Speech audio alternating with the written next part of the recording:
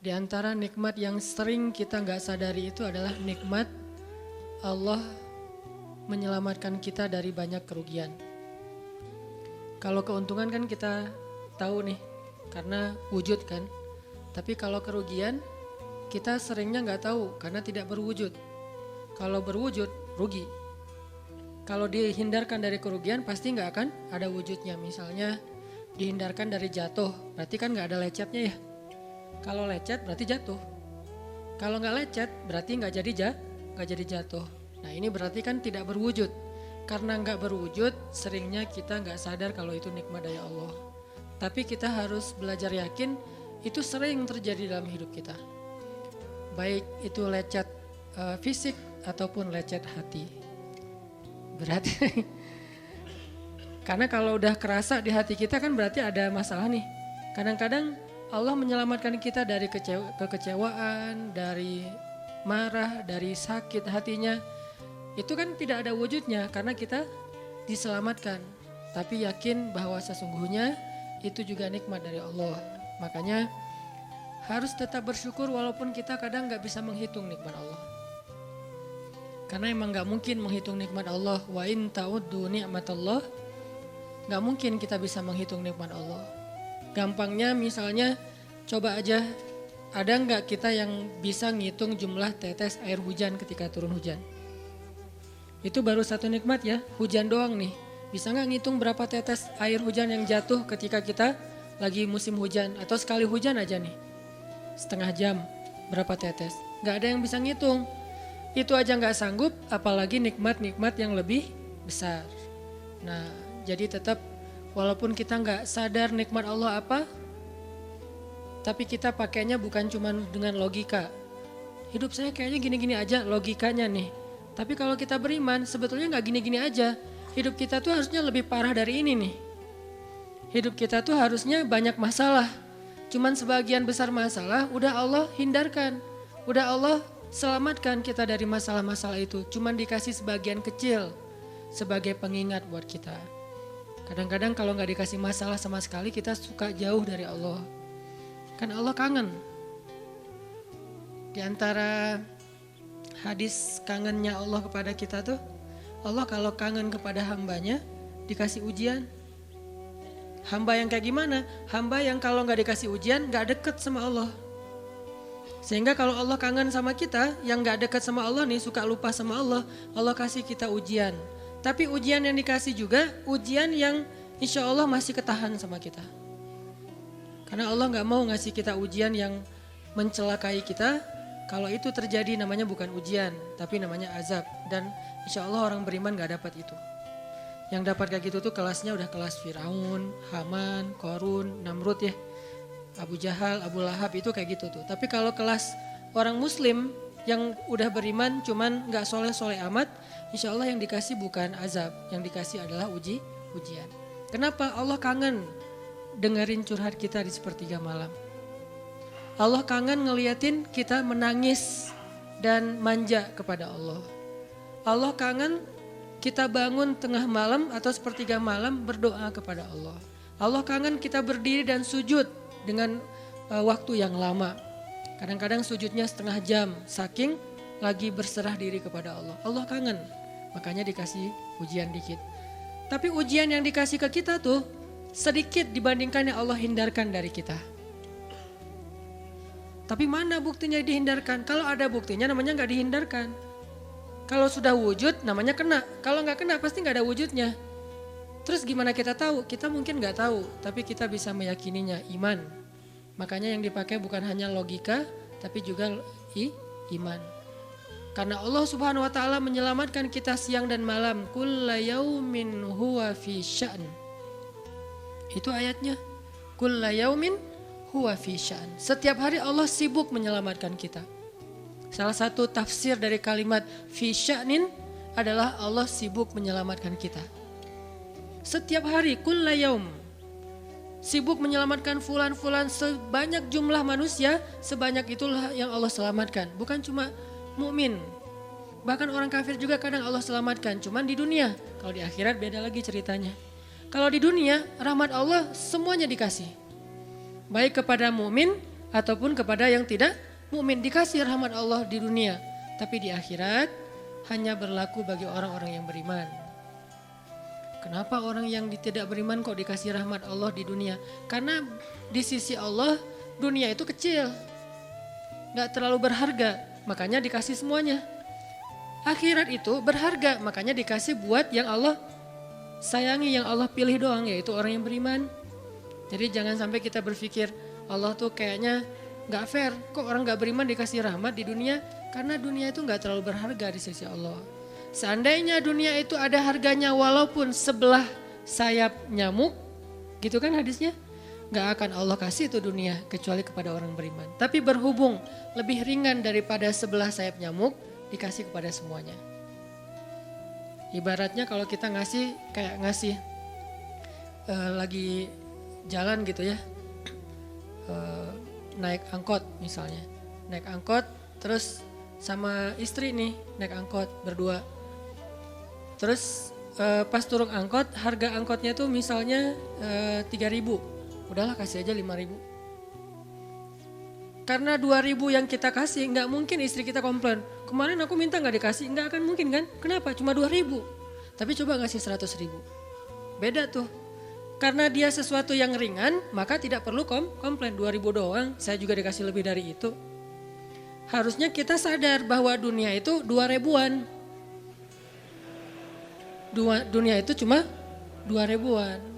Nggak terlalu berharga lah. Walaupun tetap butuh, nggak berharga juga butuh. Sehingga ketika ada orang yang tidak beriman dikasih 2.000-an kayak gini, kita yang beriman jangan sirik. Mending saya nggak beriman kalau kayak gitu. Ternyata nggak beriman juga dapat tuh banyak. Nggak banyak, cuma 2.000-an. Dan kita mah dikasih lebih banyak dari itu. Cuman yang dilihat 2.000-nya, bukan yang ratusan ribunya. Ini artinya teman-teman, yuk kita tetap belajar bersyukur kepada Allah. Walaupun kita nggak sadar nikmat Allah itu apa. Kita nggak bisa ngitung dengan logika kita. La tuhsuha, nggak mungkin bisa dihitung dengan logika. Tapi kita masih punya logika iman. Yang kita yakin, kulla yaumin huwa fi sya'n. Setiap hari itu Allah ngasih nikmat buat kita. Setiap hari itu Allah menyelamatkan kita dari banyak masalah. Setiap hari. Bukan pernah tuh dulu gua nyelamatin lo. Enggak. Setiap hari diselamatin. Kita ada orang yang kadang-kadang nyelamatin kita dari satu musibah. Itu kan berjasa dan kita kayak ngingat seumur hidup kan ya. Dianggap kayak orang yang paling berjasa dalam hidup kita. Dulu hampir putus gara-gara dia gak jadi putus gitu. Nyambung lagi dalam bentuk yang halal misalkan ya. Berarti kan dia paling berjasa nih. Kalau gak gara-gara dia nih udah putus tuh. Kalau gak gara-gara dia udah cerai nih. Alhamdulillah gara-gara si fulan, gara-gara ustadz itu, gara-gara teman saya, gara-gara orang tua. Kita yang tadinya hampir bercerai, gak jadi bercerai kan dia berarti berjasa banget dalam hidup kita. Menyelamatkan rumah tangga. Allah menyelamatkan kita dari yang kayak gitu-gituan tuh kulla yaum, setiap hari. Kalau yang belum menikah, setiap hari Allah menyelamatkan kita dari zina. Apalagi kita hidup di zaman fitnah. Apalagi kita hidup di kota besar kayak di Bandung. Yang fitnahnya mungkin lebih besar daripada di desa. Dengan mudah kita bisa terjerumus ke dalam dunia-dunia yang kayak gituan. Mudah banget. Tapi setiap hari diselamatin, besok diselamatin lagi, lusa diselamatin. Walaupun seringkali Allah pengen nyelamatin kita, kitanya aja yang kekeh gak mau diselamatin. Udah jatuh, Allah selamatkan dari apa? Dari makin terpuruk. Kadang-kadang kan jatuh ketiban tangga nih. Jatuh doang gak ketiban tangga. Allah selamatkan. Kalau gak diselamatkan 100%, minimal diselamatkan sebagiannya. Supaya kita gak benar-benar hancur. Itu sering. Yang pernah merasakan masa-masa kelam di masa lalunya, harusnya kan ketika kita dulu kayak gitu kita mungkin udah mati kali ya. Yang sering tawuran misalnya, yang sering tarung di jalan, alasannya alasan sepele gitu. Kayak kemarin saya pas ke Jakarta ada acara di daerah Bintaro tuh, lagi jalan, ada tawuran pelajar, pada bawa golok, bawa samurai, bawa celurit segala macam. Kita agak-agak kaget karena kita platnya plat D gitu kan. Agak bahaya nih di Jakarta soalnya. Langsung kita gimana nih plat D, masa mau ditutup pakai tangan, gak mungkin kan ya mobil. Akhirnya la haula aja. Coba bayangin Mungkin sebagian kita pernah ngalamin masa kayak gitu dan mungkin lebih parah. Yang kayak gitu-gitu mah udah jadi kayak sarapan lah. Kalau nggak makan siang, kayak gitu-gitu. Udah sering. Kenapa masih bisa selamat dan sekarang bisa duduk di masjid? Kalau bukan karena Allah menyelamatkan kita. Jadi kalau ada yang cerita ke saya tuh tentang pengalaman masa lalunya yang luar biasa kelam, saya tuh selalu bukan takjub ke dianya, takjub ke Allahnya. Bukan takjub karena dia bisa berhijrah, takjub karena Allah masih menyelamatkan dia dan menghijrahkan dia. Sehingga ketika dengar cerita kayak gitu, yang kita ucapkan adalah Masya Allah, Alhamdulillah. Bukan, wah hebat lo ya, dulu pernah bunuh orang, pernah ini, pernah semua dosa pernah gue lakuin dah. Itu gak perlu bangga, karena kalau dia gak diselamatin Allah, dulu udah celaka dengan dosa-dosa itu. Tapi karena Allah selamatkan, akhirnya dia diberi kesempatan. Bikin dosa dibiarin sama Allah. Bikin dosa dibiarin, bukan dibiarin berbuat dosa, dibiarin supaya dia kembali kepada Allah. Dikasih kesempatan. Dan itu gak sehari, bertahun-tahun kan kita kayak gitu. Masih aja Allah biarin. Masih Allah kasih kesempatan. Ini artinya teman-teman, benar kulla yaumin huwa fi sya'an. Setiap hari itu Allah selalu jagain kita. Setiap hari itu Allah selalu nyelamatin kita dari banyak masalah. Kalau yang udah nikah, mungkin di hari-hari pertama atau tahun-tahun pertama, nih pengalaman pernikahan ya. Ya gak apa-apa deh. Sedikit lah ya, saya mah gak terlalu berpengalaman. Ada yang lebih berpengalaman dari saya lah ya. Ada sedikit pengalaman. Biasanya orang yang baru nikah ujiannya itu 3 tahun pertama. Kalau dia bisa ngelewatin masa 3 tahun pertama, insya Allah agak lebih mudah ke depannya. 3 tahun pertama ini paling berat.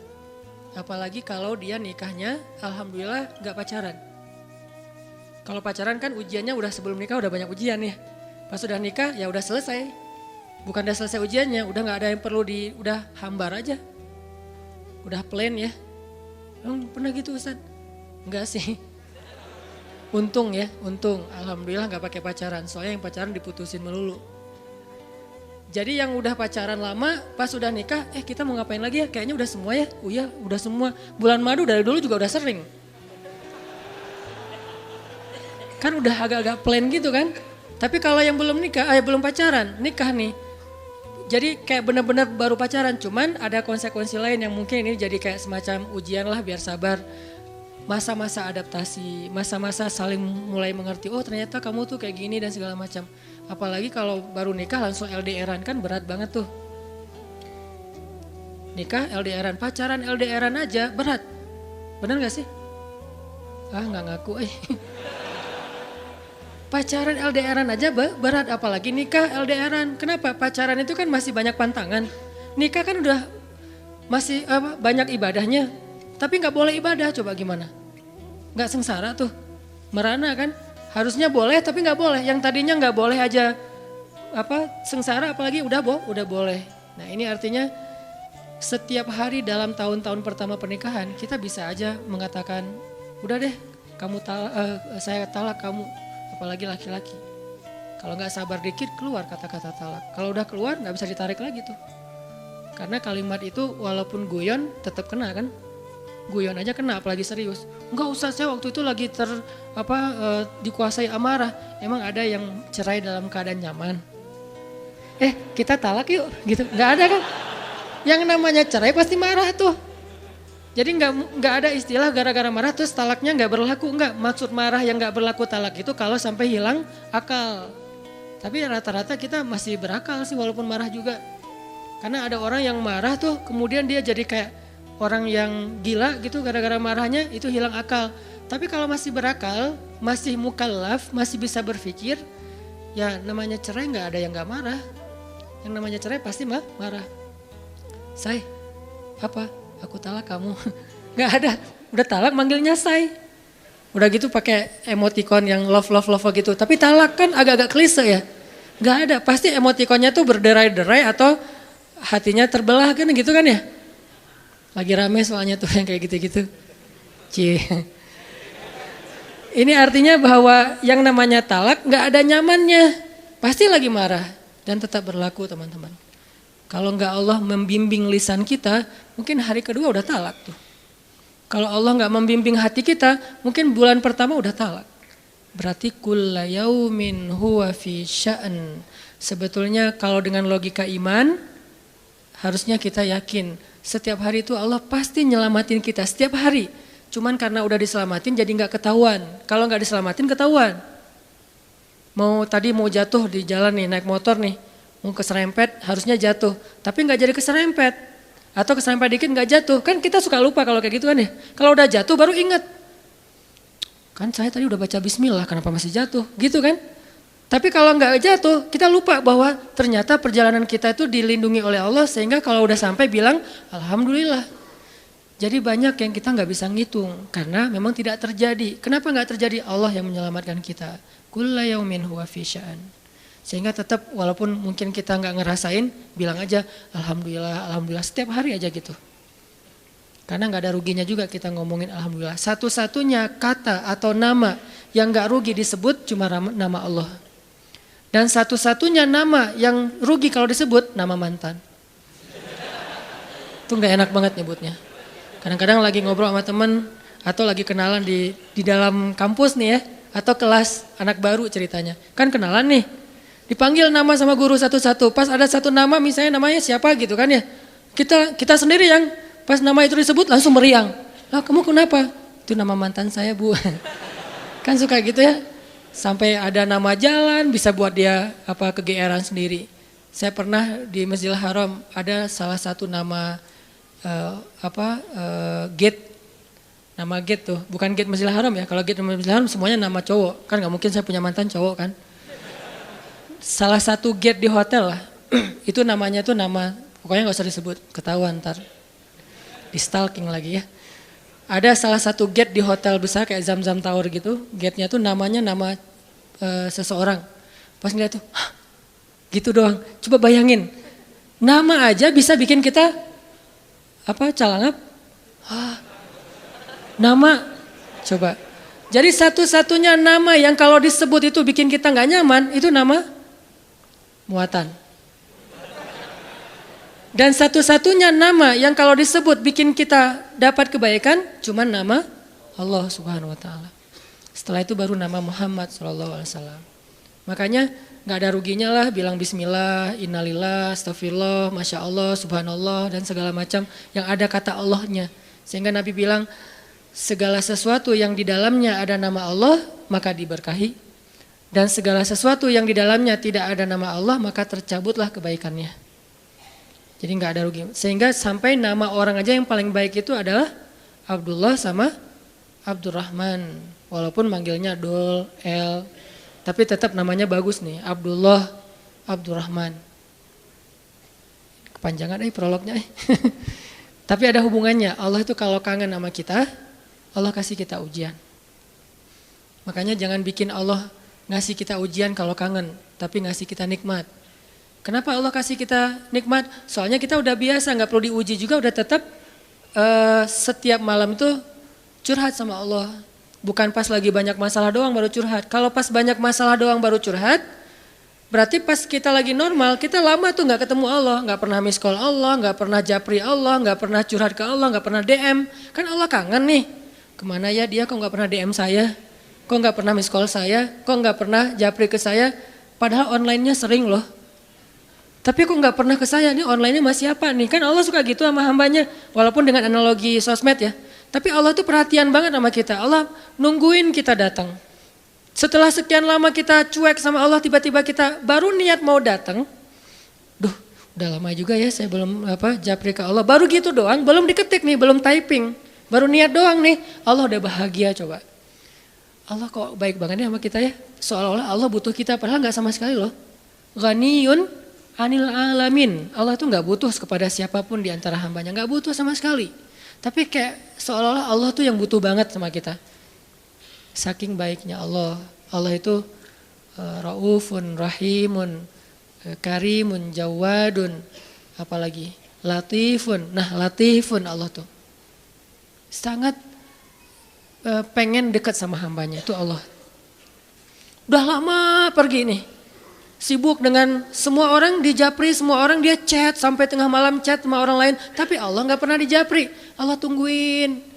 Kalau manusia mungkin kita bisa nyebutnya kayak kesepian gitu. Tapi Allah kan gak mungkin kesepian, tetap aja Allah nungguin seperti orang yang kesepian. Saking kangennya sama kita coba.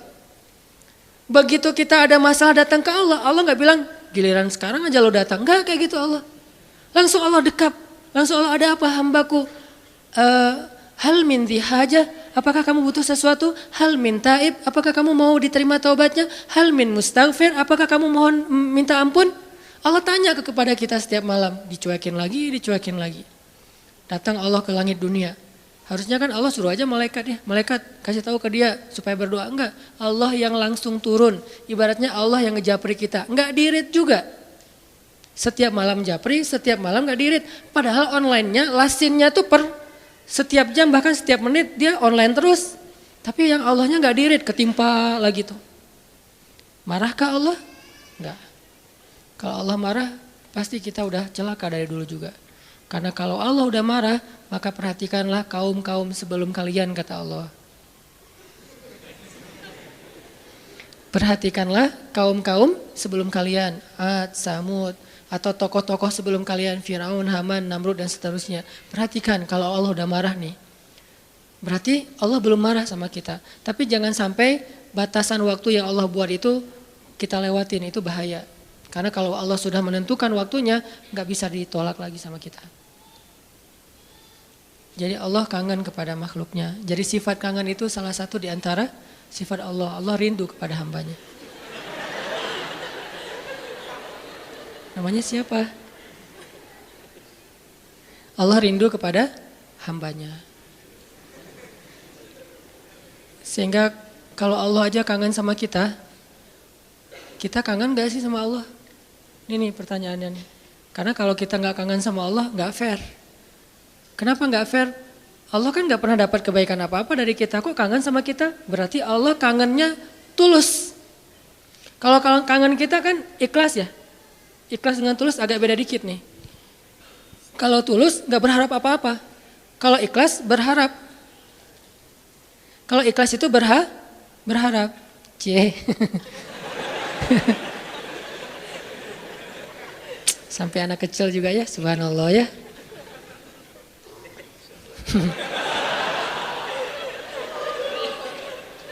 Otomatis ada cewek soalnya. Cewek kecil. Allah aja tuh gak menginginkan apa-apa dari kita, kangen. Berarti kan gak ngarapin apa-apa, bisa kangen. Baik banget kan? Nah kita kalau kangen pasti ada ngarapin sesuatu. Kayak kangen orang tua, kenapa? Pengen masakan ibu. Kangen kampung halaman, kenapa? Pengen jajan, pengen lihat suasana yang luar biasa di keluarga. Kan kangen ya kampung halaman. Kangen dia misalnya. Pengen disiapin segelas apa misalnya. Green tea lah atau Thai tea atau apalah. Kalau yang standar mah ya. Atau kopi misalnya. Kita mengharapkan sesuatu dalam kangennya kita. Kalau Allah kangen gak ngarapin apa-apa. Karena Allah gak butuh kita. Kok kangen? Berarti Allah maha baik. Kangen mengharapkan sesuatu aja baik. Apalagi kangen tanpa mengharapkan apa-apa. Dan yang lebih luar biasanya lagi, Allah bukan cuma gak mengharapkan apa-apa. Kangen pengen ngasih sesuatu kepada kita. Kangen pengen ngasih sesuatu untuk kita. Itu kangennya Allah. Mirip dengan kangennya ibu. Walaupun gak sama, pasti Allah lebih. Kangennya ibu tuh pengen masakin buat kita loh. Kangennya kita ke ibu, pengen masakan ibu. Beda kan? Jadi jangan merasa lebih baik daripada ibu kita ya. Karena realitasnya, jujurnya mah, kita kalau kangen ibu karena pengen dimasakin. Ibu kalau kangen kita karena pengen masakin. Jarang ada ibu kangen karena pengen masakan dari kita. Kan kita gak bisa masak, kecuali chef lah ya. Chef juga tetap makannya makanan ibu. Walaupun mungkin dia jago dalam masak, tapi ada sentuhan mukjizat dari seorang ibu yang memang gak bisa dipakai bumbu. Itu lebih ke perasaan, ketulusan cinta. Beda pasti itu. Ibu saya tuh kalau masak, mungkin banyak ibu-ibu lain atau siapapun perempuan yang masaknya tuh enak. Tapi tetap aja kalau yang dimasak oleh ibu tuh beda.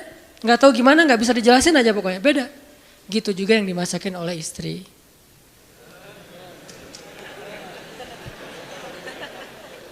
Gak pernah ngerasain, gak apa-apa.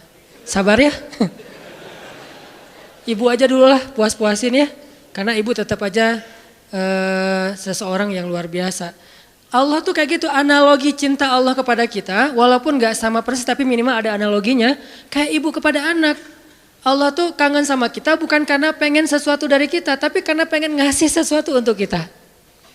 Kok bisa gitu? Ibu aja bisa, apalagi Allah. Padahal ibu kan manusia yang punya banyak kekurangan. Kadang dia capek, kadang dia juga lelah, kadang dia butuh harta dan segala macam. Namanya ibu kadang-kadang butuh, kayak saya lagi di Mesir tuh nelpon ibu saya, "Mak, butuh apa? Ini di rumah kalau bulan Ramadan kan bentar lagi bulan puasa, orang Aceh nyebutnya bulan puasa. Bentar lagi kan bulan puasa, di rumah nggak ada es, masa harus beli terus ke tetangga, nggak enak. Menjelang berbuka pas lagi ngabuburit datang ke rumah tetangga, bisa nggak beli kulkas? Boleh mak, boleh gitu. Nggak pernah saya ngerasa, mak nggak kangen sama saya, kangennya kulkas. Nggak kan? Walaupun ibu kita manusia, tetap aja kangennya lebih tulus daripada kangen kita. Kenapa ibu pengen beli kulkas? Bukan buat dirinya, buat adik-adik. Karena adik-adik itu kalau buka puasa pasti wajib mereka mah minumnya yang dingin misalnya. Nah ibu nggak suka minum dingin. Ibu sama ayah nggak suka minum dingin. Ayah saya pasti buka puasanya kalau nggak rokok ya kopi. Sebelum buka puasa tuh 1 bungkus tuh udah di depan rokok sama kopi. Udah itu aja tuh, nggak ada ribet-ribetnya. Mungkin nggak bisa ninggalin ya karena dari udah sekian lama katanya sih rokok sebelum sekolah dulu teh. Jadi belum sekolah ngerokok dulu baru sekolah. Orang dulu lah ya. Sampai saya dulu pernah waktu kecil tuh diajarin ngerokok sama ayah saya. Untungnya saya sesak nafas, akhirnya nggak bisa nerusin. Warisan dari ayah saya. Kan dulu mah suka nonton Dunia Dalam Berita gitu kan, masih TV hitam putih dunia. Ketahuan usianya. Dunia Dalam Berita, pasti banyak yang nggak tahu Dunia Dalam Berita itu apa. Anak zaman now lah. Dulu tuh ayah saya ngerokok sambil nonton Dunia Dalam Berita. Terus tahun sekali G30 SPKI kan, nonton. Saya di sebelahnya. Ya, coba dong. Wes. Jadi kita kompak tuh berdua tuh. Wes. 1 batang berdua, sisanya 1 bungkus sendiri dia. Jadi bukan karena pengen minum air dingin ayah dan ibu saya beli kulkas, justru buat adik-adik. Berarti tetap aja tulus.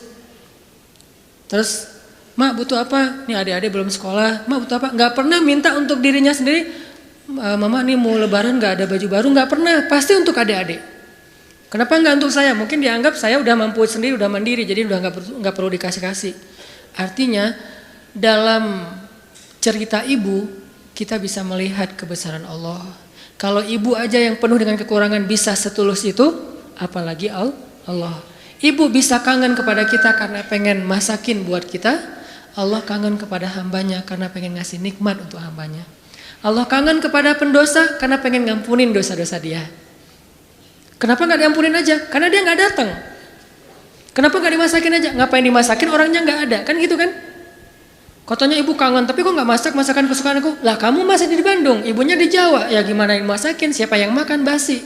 Nah ibu nggak makan spesial itu, sehari-hari paling makan nasi putih, garam sama telur ceplok. Kalau enggak juga cuma cabai. Saya waktu kecil makanan favorit saya itu nasi putih, garam, cabai. Itu aja dimakan, enak banget tuh. Sesekali makan telur di dada, diceplok, itu juga tunggu dari kandang ayam. Karena kita nggak beli telur, tapi ibu tuh nernak ayam di belakang. Setiap pagi saya periksa, pinggir loh, ngeliat telur loh gitu. Si ayam-ayamnya dipinggirin. Oh nggak ada, kurang produktif. Hari berikutnya dicek, 3 hari sekali ada telurnya. Kan telur kalau baru dari kandang itu kan hangat banget tuh. Saya ngerasain ternyata beda ya rasa telur dulu sama sekarang. Memang beda, dulu tuh nggak pakai pecin juga udah enak. Kenapa sekarang jadi generasi micin? Karena telurnya udah nggak berkualitas. Pembahasannya nggak penting. Jadi makanan ibu cuma gitu. Terus kenapa ibu? Misalnya di Aceh itu ada namanya masakan kari lah ya, kari kambing, kari ayam. Kenapa mak kalau katanya kangen sama aku kok nggak masakin kari ayam? Lah kan kamu di Mesir. Ngapain dimasakin, yang makan siapa? Gitu juga Allah, katanya Allah pengen ngampunin dosa aku, kok gak diampunin? Lah kamu gak pernah taubat, gak pernah datang, gak pernah sujud, gak pernah minta ampun, gimana mau diampunin? Kayak dikasih ampunan gak ada yang ngambil gitu. Bukan Allah gak mau ngampunin kita gak mau ngambil, kita gak mau makan, kita gak mau datang gitu. Padahal Allah sediain, begitu kita mendekat sedikit aja langsung Allah masakin tuh ampunan. Langsung menunya yang paling enak, kalau analogi ibu tadi masak. Langsung disediain untuk kita. Disediakan dengan sangat istimewa buat kita ampunan Allah. Apa istimewanya? Lengkap. Lengkap gimana? Dosanya, semua dosa diampuni. Semua dosa tuh ada tuh, dosa A, B, C, ampuni semuanya. Taubat diterima dengan seolah-olah kita tuh udah orang paling suci. Kan orang yang paling suci itu orang yang baru bertaubat kan? Orang yang paling suci itu orang yang bukan banyak amal soleh. Itu orang yang paling banyak pahalanya. Tapi orang yang paling suci justru yang pertama bertaubat itu paling suci. Setelah itu mungkin udah mulai agak mix lagi nih. Udah ada dosa, ada pahala. Tapi baru-baru taubat itu saat yang paling suci setelah kita dilahirkan oleh ibu kita. Kita udah jauh dosanya udah kayaknya kalau di dosa itu jadi titik-titik di hati kita. Bukan hati kita doang yang hitam, seluruh tubuh kita udah hitam. Karena udah nggak ada tempat lagi di hati saking banyaknya dosa. Kalau seandainya dosa itu satu titik pulpen, terus setiap kita buat dosa tuh jadi tinta sekecil ujung pulpen itu di hati kita, kayaknya bukan hati kita doang yang udah hitam, seluruh tubuh kita juga udah hitam. Bukan cuma tubuh kita, sampai area di sekeliling kita tuh udah hitam saking banyaknya dosa. Soalnya di hati udah nggak ada tempat kosong untuk nitik-nitik kayak gitu. Akhirnya taruh di tangan, jadi tato semuanya terus di lantai. Saking banyaknya dosa kita. Begitu kita datang kepada Allah, belum beramal soleh, baru mau datang. Astagfirullahaladzim, langsung Allah sediakan menu istighfar, taubat dengan menu yang sangat istimewa. Jadi Allah tuh kangen kepada pendosa karena pengen ngampunin dosanya. Kangen kepada orang yang banyak masalah karena pengen ngasih solusi dalam masalahnya. Kangen kepada orang yang udah berbuat amal soleh karena pengen mengangkat derajatnya. Jadi kangennya Allah itu untuk kita, kangennya kita untuk diri sendiri. Walaupun boleh-boleh aja kangen untuk diri sendiri, sama kayak kita boleh kangen sama ibu. Ibu kita nggak akan balikin, kamu mah cuma kangen masakan mama, nggak kangen sama mama, nggak ngomong gitu kan ibu kita mah. Ya udah pulang atuh nak. Gitu. Ya udah cepat pulang biar mama masakin. Mau masakin apa nih? Saya sering kalau dulu kan di pesantren pulangnya seminggu sekali karena pesantrennya dekat rumah sih satu kota gitu. Setiap hari Sabtu pulang, hari Minggu sore udah balik ke pesantren. Itu setiap hari Sabtu ibu tuh pasti masakannya spesial tuh. Bang, pulang jam berapa? Jam 4 sore mah. Ya udah nanti mama masakin jam 3 biar hangat pas abang datang. Kadang-kadang macet atau naik angkotnya penuh karena sore itu angkot selalu penuh. Datangnya jam 7, diangetin lagi sama mama. Kenapa tadi enggak jam 4 udah mama masakin? Disiapin sama ibu. Enggak pernah ibu bilang, kamu mau pulang cuma untuk masakan, bukan untuk ibu. Enggak pernah ngomong kayak gitu. Gitu juga Allah enggak pernah ngomong kamu mau datang karena udah banyak dosa, bukan untuk saya kan? Enggak gitu. Memang kita datang kepada Allah pengen diampuni dosa. Memang kita datang kepada Allah karena butuh. Dan butuhnya kita kepada Allah bentuk dari yakinnya kita. Gak boleh kita bilang saya gak butuh Allah. Saya mah memang datang karena cinta. Gak gitu. Itu mah terlalu naif menurut saya. Saya gak butuh surga. Saya gak takut neraka. Naif banget sih. Gak takut neraka. Gak butuh surga. Seolah-olah harta yang berharga di sisi Allah itu gak butuh gitu. Sombong banget kita kalau bilang gak butuh surga.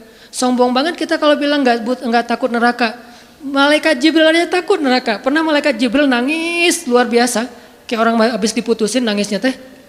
Nangis banget tuh, didatengin sama Nabi Muhammad, Jibril, kunaon gitu. Kenapa gitu, Jibril kok nangisnya kayak gitu-gitu amat. Ini ya Rasul, saya teringat tentang neraka. Dan setiap kali teringat tentang neraka, sejak Allah ciptakan neraka itu, saya gak bisa berhenti nangis coba. Malaikat aja yang lebih keren dari kita, dzu quwwatin. Ya, malaikat itu kan paling kuat tuh, Jibril. Yang bilang malaikat Jibril kuat, Allah bukan kita. Berarti kuat banget nih, tapi takut neraka. Dan kita bilang gak takut neraka, sombong namanya. Harus takut neraka, harus pengen surga. Dan tetap cinta kepada Allah. Dan itu gak bertabrakan tuh. Cinta, takut, berharap, itu semuanya bagian dari kebaikan. Teman-teman yang dirahmati Allah Subhanahu Wa Taala. Tadi kita sampai kepada pembahasan analogi gimana rindunya Allah, kangennya Allah kepada hambanya. Itu analogi yang mungkin agak mendekati, walaupun gak pernah ada yang sama dengan Allah pastinya, adalah kangennya ibu kepada anaknya. Jadi kalau kangennya ibu kepada kita itu pengen masakin. Kalau kangen kita kepada ibu pengen dimasakin. Itu bedanya tuh. Jadi jangan berpikir ketika Allah kangen sama kita, Allah butuh kita, enggak. Justru Allah kangen sama kita karena pengen ngasih ke kita kebaikan-kebaikan. Allah kangen kepada pendosa bukan kangen karena dia orang soleh, enggak. Karena Allah sayang sama dia. Bukan karena, kok pendosa dikangenin, Bukan, itu mah kita yang hitung-hitungan. Makanya jangan menganalogikan Allah kayak kita. Seperti kita bilang, kan suka ada yang ngomong gini, ke Allah mah gak usah banyak minta, gak enak, mending beribadah aja. Emangnya Allah tuh akan berat kalau kita minta? Kan enggak. Justru meminta kepada Allah itu ibadah. Jadi makin banyak berdoa tuh makin banyak pahala. Karena berdoa dalam agama kita itu bagian dari ibadah. Cuman namanya bukan ibadah muqayyad. Ibadah muqayyad itu kayak sholat 5 waktu, udah jelas waktunya, jelas cara-caranya. Ibadah mutlak, arti mutlak itu lebih bebas. Kapan aja, yang dibaca bisa apa aja, bahkan kadang-kadang agak-agak capruk dikit dalam berdoa mah gak masalah ya. Kenapa dia capruk? Karena gak hafal bahasa Arabnya. Akhirnya yang didoain sebisanya dia aja, gak apa-apa semampunya. Jadi berdoa kepada Allah itu ibadah dan Allah senang banget dimintai. Sampai Allah tuh ngerasa malu kalau ada yang meminta, terus kita Allah nggak mengabulkan, Allah malu tuh. Allah punya malu, justru Allah maha pemalu. Banyak hadis-hadis Allah pemalu kan? Di antaranya kayak hadis Nabi pas Utsman datang ke rumah Nabi dalam keadaan Nabi sakit. Pas Abu Bakar datang, Nabi nggak pakai baju atau pakai baju tapi nggak terlalu rapi gitu, biarin aja. Umar biarin aja. Begitu Utsman yang bilang salam, Nabi langsung rapi-rapi. Udah semuanya rapi baru Utsman dibukain pintu. Ditanya kok gitu-gitu amat sama Utsman? Dah kita mah gak gitu. Kata Nabi, jangankan saya, Allah aja malu kepada Utsman. Terus Allah juga malu dalam hadis Nabi, sesungguhnya Allah malu kalau ada hambanya mengangkat kedua tangannya. Ini juga dalil bahwa berdoa boleh mengangkat tangan. Jadi gak perlu diperdebatkan lah. Gak angkat tangan boleh, menelunjuk juga boleh. Menelunjuk jangan pakai analogi culture manusia. Kalau culture manusia gini tuh merintah kan ya. Tapi kalau culture agama ini bukan merintah. Cuma Allah doang yang saya berharap gitu maksudnya. Doa kok gitu sih kayak merintah Allah. Enggak, ini mah pakai perasaan kita.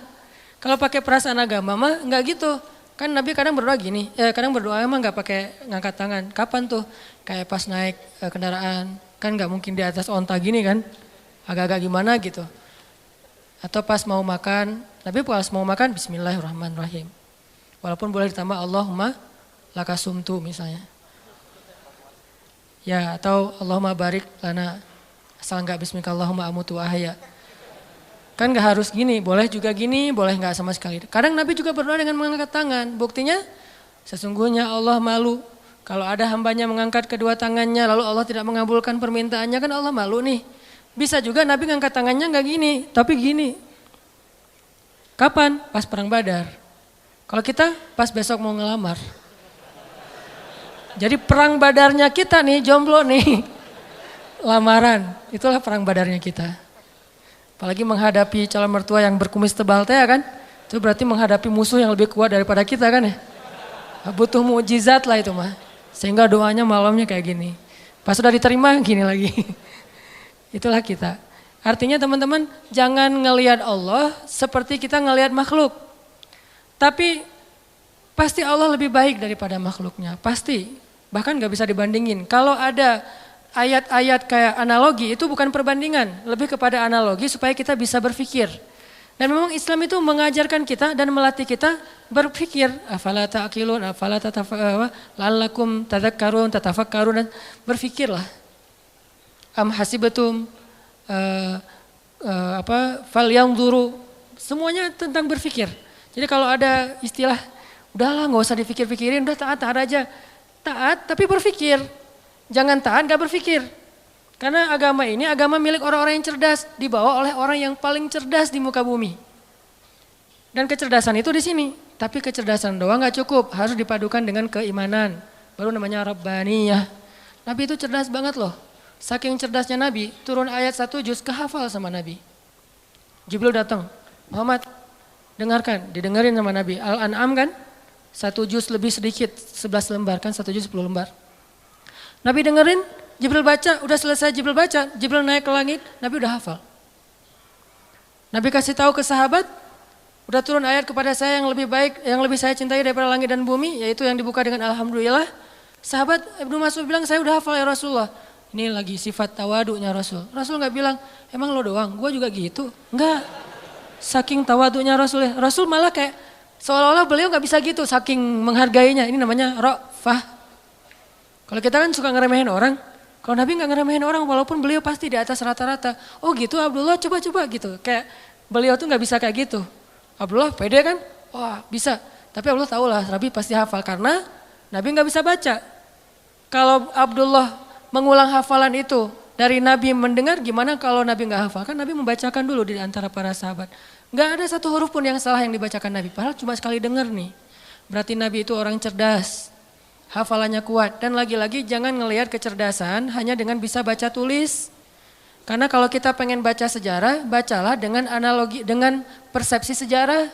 Jangan baca sejarah dengan persepsi kekinian, itu keliru. Saya nggak bilang salah ya, keliru. Karena salah dan keliru itu beda. Kalau salah dalam bahasa fikih namanya batil.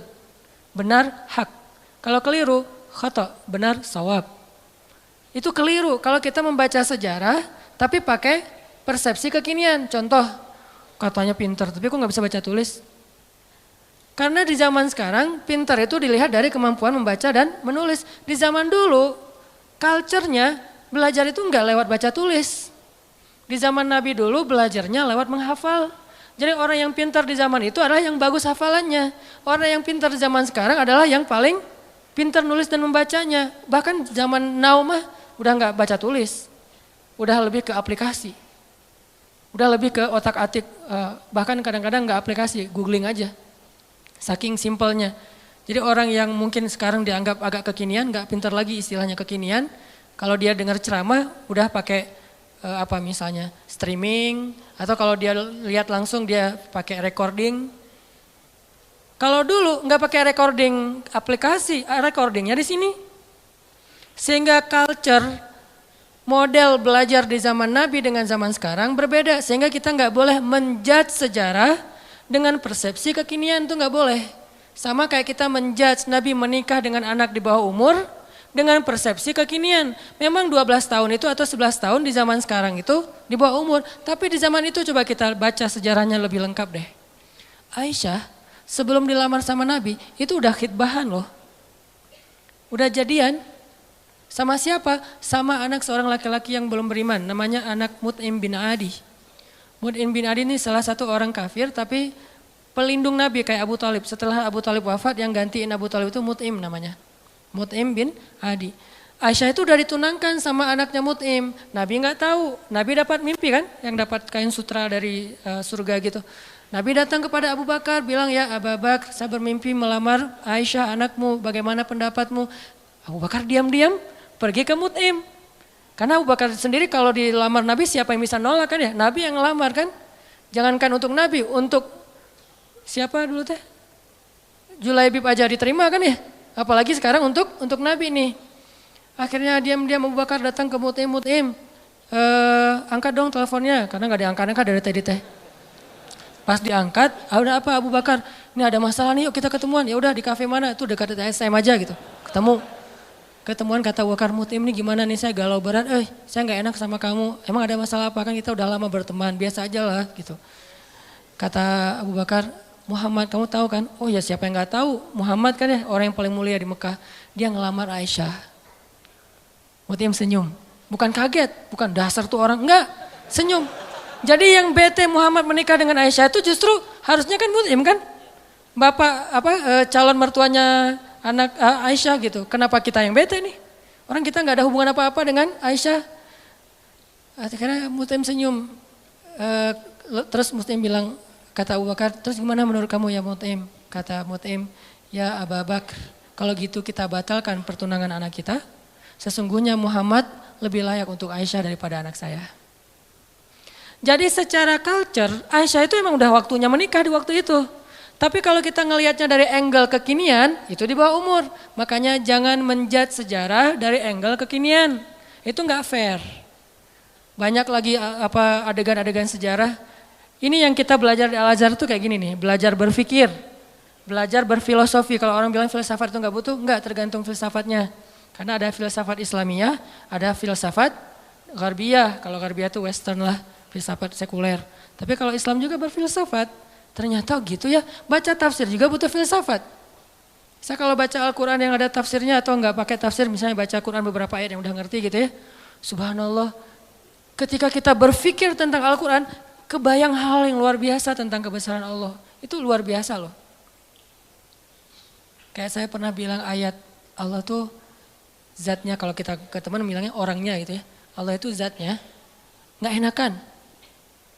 Apa bukti Allah nggak enakan? Tuh buktinya tuh ayat sebelum tentang pengubahan kiblat, Allah mengatakan raufun, dirinya tuh rauf, artinya rauf itu nggak enakan. Apa wujud nggak enakan Allah? Salah satunya ayat tentang puasa. Itu Allah nggak enakan banget tuh. Mau nyuruh kita puasa aja, perintahnya satu, tapi bahasa-bahasa untuk seolah-olah memotivasi kita, itu satu lembar loh. Ya ayyuhalladzina amanu, kutiba alaikumusiyam. Makanya bacanya jangan, ya ayyuhalladzina amanu, beda itu. Beda intonasi, beda pesan. Tapi kalau kita baca, ya ayyuhalladzina amanu, kan kata Nabi, bacalah Al-Quran dengan suara sedih kan. Bukan dengan suara teriak. Kadang kita, ya ayyuhalladzina amanu, tergantung khotibnya kan ya. Padahal kadang ayat itu turunnya nggak gini, tapi santai turunnya. Ya ayyuhalladzina amanu, kutiba alaikumusiyam. Wahai orang yang beriman, diwajibkan bagi kalian berpuasa. Tapi coba perhatikan kalimat berikutnya. Kayak Allah nggak enakan banget. Kama kutiba alal ladzina min qablikum. Seperti telah diwajibkan kepada orang sebelum kalian. Seolah-olah Allah ngomong gini, puasa ya, tapi nggak usah khawatir, bukan kalian doang yang disuruh, yang lain juga disuruh gitu. Kayak kita bilang ke teman kita nih, lagi ada event, kita jadi panitia gitu. Terus kita sebagai ketua panitia bilang ke teman-teman kita tim, tolong angkatin meja ya, soalnya yang lain di depan lagi beres-beresin sendal atau apalah. Tolong angkatin layar ya, tolong gulung layar ya, soalnya yang lain lagi beresin meja di dalam. Artinya bukan kamu doang yang disuruh, yang lain juga kerja gitu kan. Saking ra'fah, gak enaknya Allah sama kita coba. Nah kita mah enak-enak aja sama Allah, nuduh Allah macam-macam, Allah nggak adil, Allah maunya apa, Allah nggak rela saya jadi orang benar. Allah aja ke kita yang Allah maha sempurna, nggak enakan coba. Wahai orang yang beriman, berpuasalah atau diwajibkan bagi kalian berpuasa. Tapi bukan kalian doang, orang sebelum kalian juga diwajibin. Kama kutiba alal ladzina min qablikum. Ini untuk kalian bukan untuk saya, la'allakum tattaqun, supaya kalian bisa jaga diri. Kan takwa itu menjaga, wiqayah, bisa jaga diri. Maksud jaga diri apa Ustadz? Kan kata Nabi juga bagi para jomblo, kata Nabi kan ya. Kalau kalian udah sanggup menikah, menikahlah. Kalau nggak sanggup atau nggak ada yang mau sih, nggak ada hadisnya sih. Nggak sanggup maksudnya. Nabi kan ngomongnya elegan ya, saya aja yang nerjemahinnya kurang elegan. Maksud nggak sanggup di sini itu bukan cuma nggak punya materi, nggak ada yang mau juga. Kan nggak mungkin Nabi bilang nggak mau ya, nggak ada yang mau ya, nggak mungkin kan. Kalau kalian nggak sanggup, dalam kurung versi saya nih, nggak punya uang atau nggak punya calon, atau ada calon banyak tapi nggak ada yang mau misalnya, tutup kurung gitu kan. Kalau kalian nggak sanggup, puasalah, karena itu bisa menjaga diri kalian. Udah Ustadz puasa makin pengen nikah. Saya banget tuh dulu, alhamdulillah udah enggak lah, cukup ya. Oke lanjut. Supaya kalian bisa jaga diri. La'allakum tattaqun, karena takwa itu menjaga diri. Bisa menjaga diri dari hawa nafsu, bisa jaga diri dari api neraka. Banyak makna jaga diri di sini. Udah selesai belum? Allah masih ngomong gini, ayyamam ma'dudat. Gak usah khawatir, gak lama kok, cuma beberapa hari. Kenapa Allah gak bilang aja 29 hari atau 30 hari? Kenapa bilang beberapa hari? Kenapa Allah gak bilang 1 bulan? Kan puasa 1 bulan kan? Kenapa nggak bilang syahran wahidan? Kenapa ayyaman ma'dudat? Karena pengen ngasih angle bahwa ini ringan, cuma beberapa hari doang kok. Lagian puasa kan bukan bulanan, harian. Sanggup gitu puasa bulanan? Sahurnya tanggal 1, buka puasa tanggal 29 gitu. Nggak sanggup, makanya Allah bilang ayyam, beberapa hari. Ini yang saya belajar di Al-Azhar. Jadi saya merasa bersyukur, bukan ngelebih-lebihin ya. Pasti kampus-kampus yang lain juga keren-keren. Cuma karena saya nggak ngerasain, saya taunya Al-Azhar. Di Al-Azhar itu kita belajar detail banget. Kenapa saya bilang ada S2, S3 cuma 1 huruf Al-Quran jadi dapat tesis, disertasi. Karena yang dipelajari itu detail. Ngapain gitu-gitu amat sih, udah taat aja.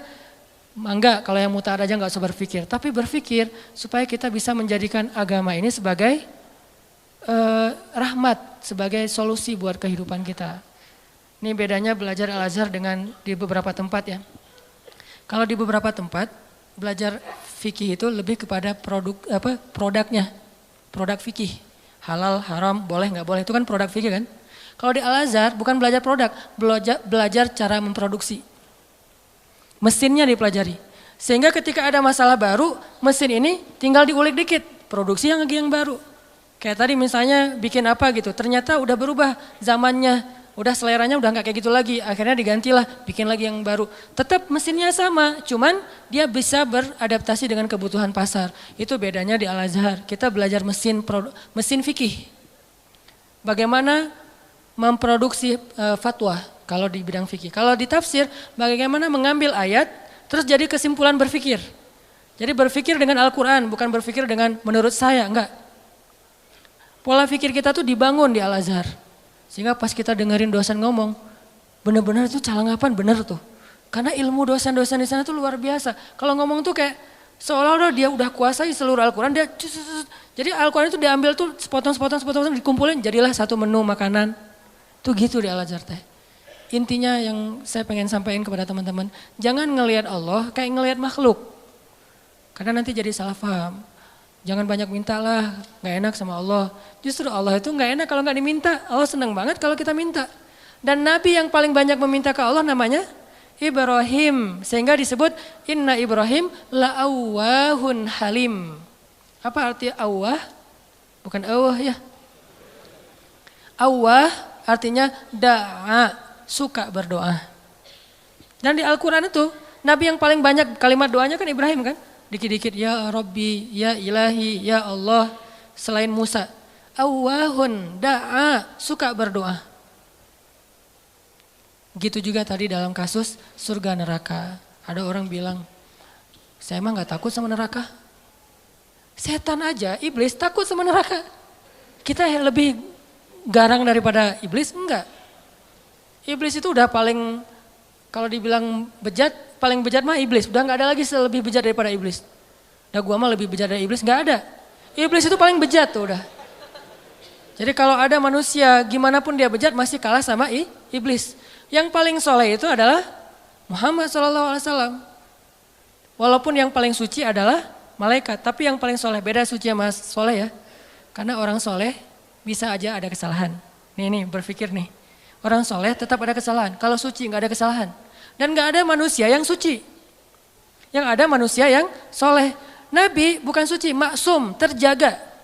Kesalahan tetap ada, tapi bukan dosa. Karena Nabi tidak berbuat dosa, karena maksum. Tapi kesalahan, beliau bermasa muka, beliau salah memutuskan tentang perkara tawanan perang dalam perang surat Al-Anfal. Beliau salah misalnya keliru. Bukan salah keliru dalam masalah sikap kepada orang-orang yang belajar kepada beliau. Terus didatangin orang-orang kafir Quraisy yang belajar suruh mojok dulu, ditegur sama Allah. Ayat teguran ke Nabi itu banyak loh. Termasuk beliau karena pengen nyenengin istri-istrinya lagi cemburu. Nabi bilang ya udah deh saya gak akan minum madu lagi. Kan baru pulang nih dari rumah salah satu istrinya. Ketemu istri yang Aisyah. Aisyah nanya dari mana aja sih kok lama banget datangnya. Itu dari rumah Sofia. Ngapain sih di sana terus? Kan dia tuh, maksudnya pendek gitu. Udahlah, makan apa sih? Dikasih apa di sana? Emang makanannya enak banget ya? Enggak, cuma minum madu doang. Wah, nggak enak. Pasti madunya nggak bener nih. Mulutnya nggak enak tuh. Akhirnya Nabi bilang, ya udah, mulai sekarang saya nggak akan minum madu lagi. Demi menyenangkan Aisyah. Turun ayat. Wahai Nabi, kenapa kamu mengharamkan apa yang Allah halalkan demi menyenangkan istrimu? At-Tahrim. Yang paling soleh di muka bumi dan di dunia akhirat dan langit bumi nih, Nabi Muhammad. Tapi yang paling suci, malaikat. Di sini ketahuan, oh ternyata orang soleh juga bisa ngelakuin kesalahan. Kalau Nabi kesalahan, kekeliruan, kalau kita kesalahan. Tapi dia langsung recovery, balik. Gak ada yang suci. Fala tuzakku anfusakum. Jangan kalian menganggap diri kalian suci. Tapi yang paling bejat adalah iblis. Kemudian setan. Setan ini minal jinnati wan nas, ada jin ada manusia. Sehingga kita kalau bilang saya nggak takut neraka agak-agak klise menurut saya. Berarti sia-sia dong Allah ciptain neraka ternyata manusia nggak takut. Jadi kayak Allah udah banyak fattakun nar. Itu perintah loh. Fattakun fa illam taf'alu wa la taf'alu fattakun nar. Apa arti kata fattakun nar? Takutlah kalian kepada neraka. Nar bahasa Arab. Naruka, nerakamu. Jadi bahasa Indonesia, neraka. Bahasa Arab yang diserap menjadi bahasa Indonesia. Fattakun nar allati u'iddat lil kafirin. Yang disiapkan untuk orang yang kufur. Jadi kalau nggak takut neraka, Allah udah nakut-nakutin di Al-Quran. Seolah-olah kita bilang, nggak takut, gitu kan ya? Gimana tuh sama Allah? Kan agak-agak aneh nih. Nggak takut. Dunia aja kita takut dengan hal-hal yang mengerikan. Gak usah yang benar ya, yang cuma halusinasi aja takut. Setan, hantu, gundurwo, yang gitu-gitulah. Gitu aja bisa bikin kita takut, padahal itu nggak nyata. Nyata nggak sih? Saya belum pernah lihat, alhamdulillah ya. Gak tahu kalau ngelihat, Ustadz juga kan manusia. Artinya yang nggak nyata-nyata amat aja kita takut. Giliran yang nyata, Allah sendiri suruh kita takut, malah nggak takut. Kan agak klise nih, pasti pola pikirnya nggak menyeluruh nih, belum lengkap, belum utuh. Surga, biasa aja nggak pengen surga. Seolah-olah kita ngeremehin surga itu nggak berharga. Surga itu kata Nabi adalah ala sil'atallahi ghaliyah, ala sil'atallahi lil jannah. Harta Allah yang paling berharga itu adalah surga, bukan dunia. Dunia aja kita pengen, masa surga enggak? Padahal kata Allah, dunia ini enggak ada apa-apa dibandingkan surga. Klise lagi kan? Kita pengen surga dan Allah senang kita pengen surga. Kita takut neraka dan Allah senang kita takut neraka. Karena semua itu bagian dari yakin kita kepada Allah.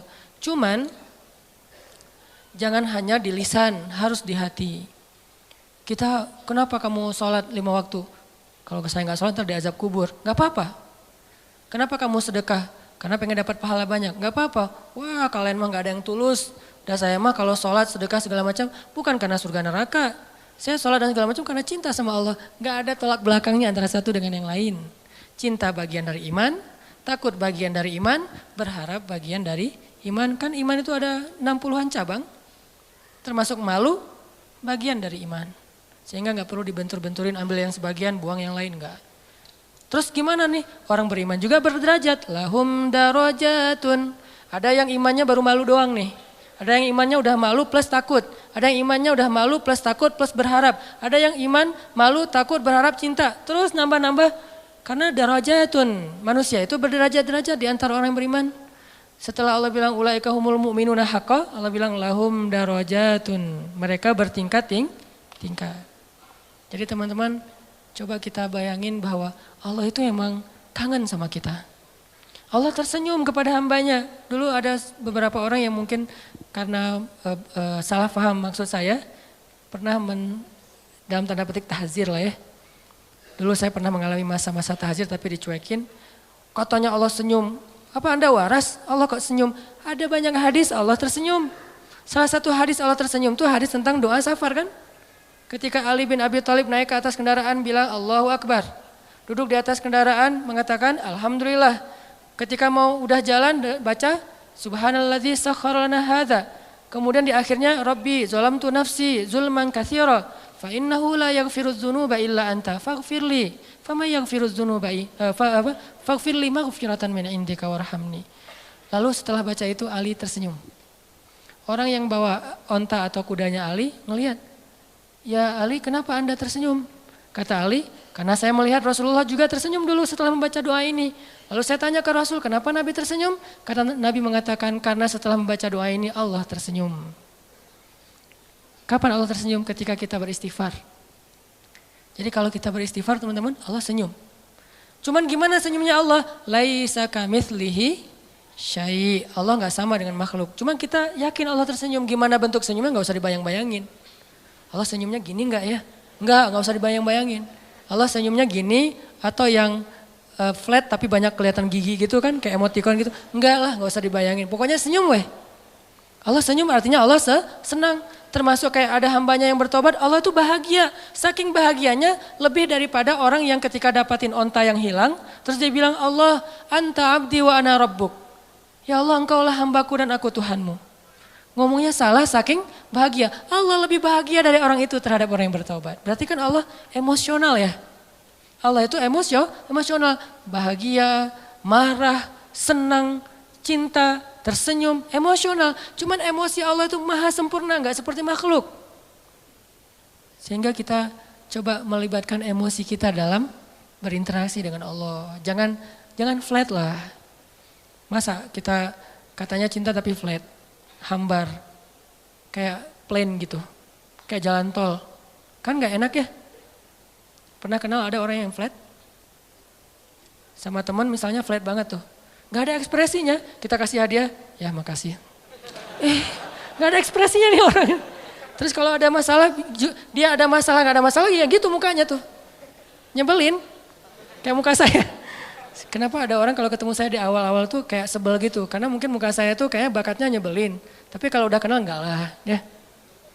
Makin nyebelin. Ini ada orang flat banget nih, flat banget. Dia kasih hadiah biasa aja, dapat masalah diledekin juga dia biasa aja. Paling gak enak kalau punya pasangan kayak gini nih. Gak ada ekspresi-ekspresinya. Ada juga yang ekspresinya lebay.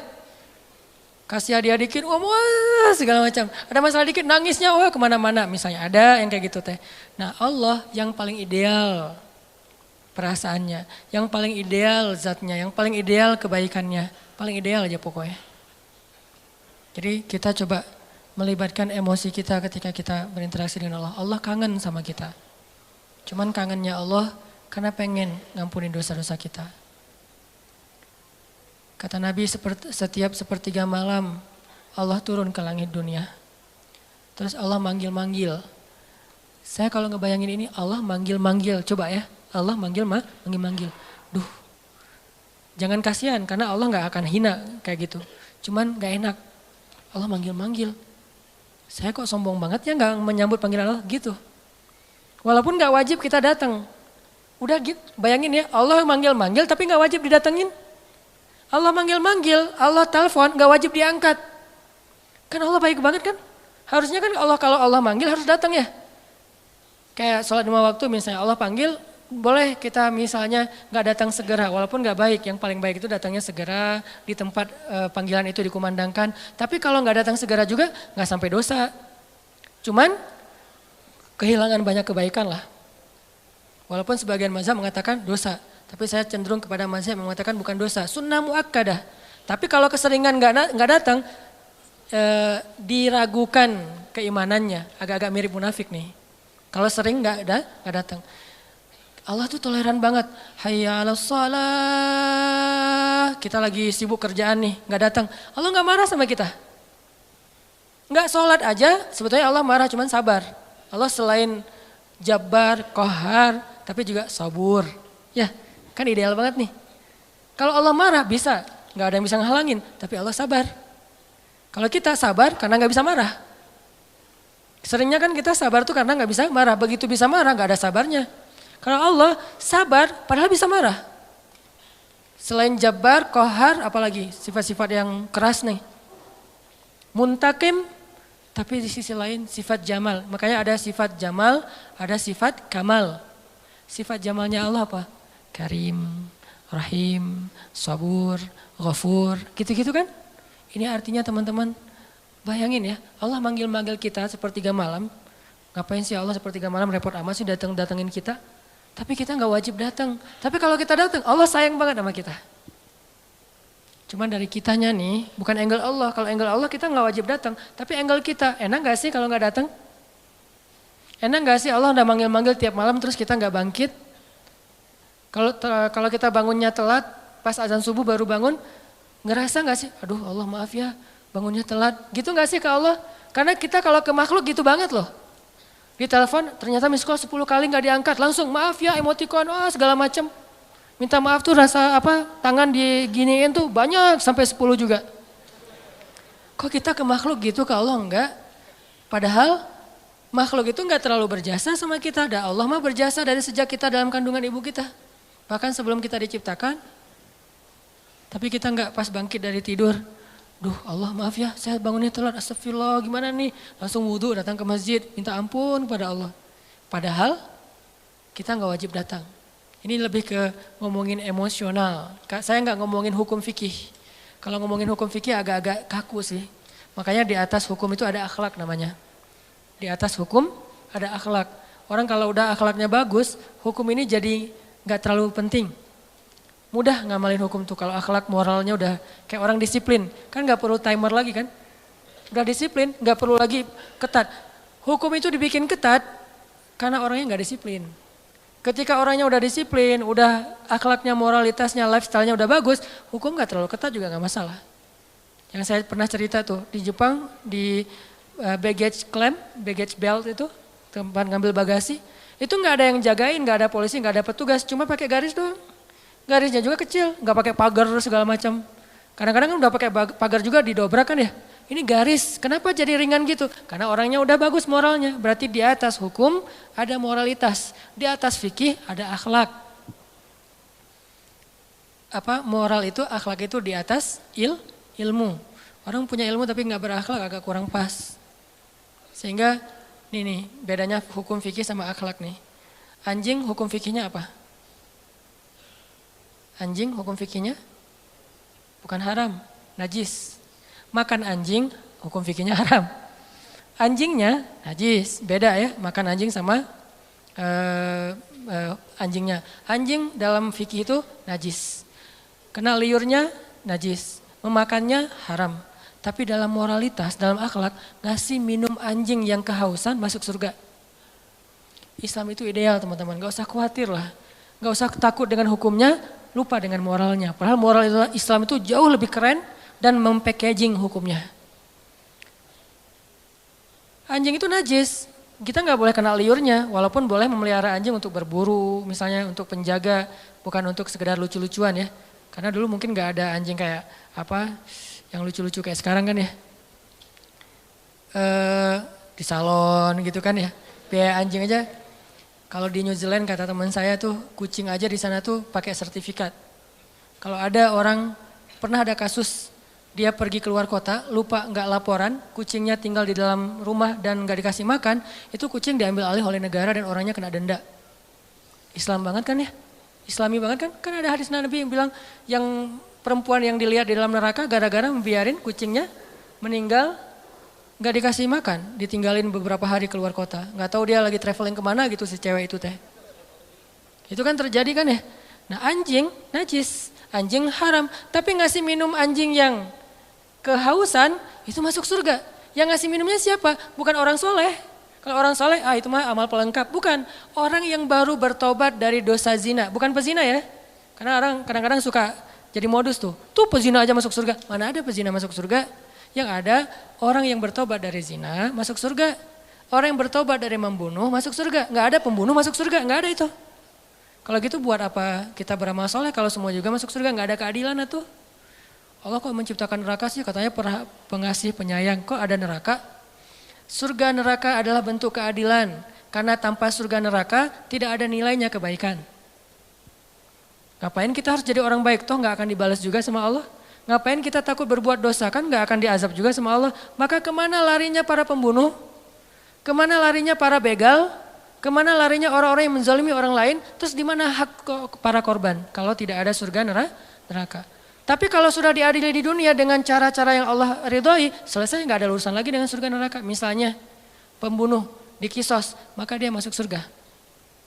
Karena hukumnya sudah adil. Tapi kalau pembunuh dibiarin, ya ada nanti hukuman akhirat. Itulah keadilan supaya kita meninggalkan dosa dan berbuat baik.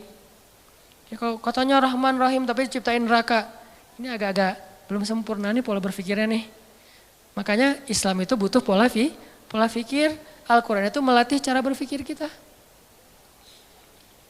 Kalau udah terbiasa kayak gini nih, malam ini yang sesi kedua agak-agak saya beratin nih. Materi lebih kepada angle berpikir, persepsi. Supaya kita sebagai anak muda, saya yakin ini karena jamaah anak muda sanggup. Kalau jamaahnya udah usia sekian, mungkin saya nggak akan ngomongin pola pikir. Lebih kepada ngomongin masalah sakaratul maut atau apalah. Walaupun kan kematian sama aja lah ya, semua orang juga rahasia. Tapi biasanya mah kan gitu kan ya. Kenapa di kampung sering ada tahlilan? Berarti di kampung lebih banyak orang meninggal. Karena di kampung yang tersisa orang-orang tua. Di kota kenapa jarang tahlilan? Karena masih muda-muda. Saya tinggalnya di kampung loh. Satu tinggal di kampung, satu tinggal di kota. Ya gitu aja, gak usah dijelasin. Kenapa saya milih kampung? Memang kita senang suasana di rumah saya kan belakang tuh ada kayak backyard gitu kan, ada kayak kebun kecil. Terus kita kalau sholat duha, kalau ngomong tahajud kan riya duha aja lah yang semua orang juga bisa. Duha itu di kebun, karena salah satu hobinya Abdullah bin suaminya Asma bin Abu Bakar siapa? Zubair. Abdullah bin Zubair itu hobinya sholat di bawah langit kalau duha. Akhirnya kita kalau duha sesekali itu sholatnya di kebun. Sengaja milih yang Cihanjuang atas yang airnya masih mau mandi aja sayang nih air terlalu bening nih dipakai mandi gitu kan ya. Layak diminum. Cihanjuang atas sama yang agak di perkotaan. Kalau di perkotaan biar mudah aktivitas. Kalau yang di atas biar tenang. Di atas hampir tiap bulan ada kasus orang meninggal. Kenapa? Di kampung. Saya nggak ngambil kompleks, sengaja ngambil kampung. Kalau di bawah jarang ada yang meninggal. Kenapa? Anak-anak muda. Walaupun tetap rahasia Allah. Nah karena ini anak muda saya ngomonginnya tentang persepsi. Tentang pola pikir. Supaya nggak ada lagi muncul istilah, ini mah urusan pribadi saya sama Allah. Nih persepsi nih. Opini publik kan? Ini mah urusan pribadi saya sama Allah. Ketika kita menasehati teman kita bukan pengen ikut campur urusan dia. Kecuali kalau kita ikut campur masalah keluarganya.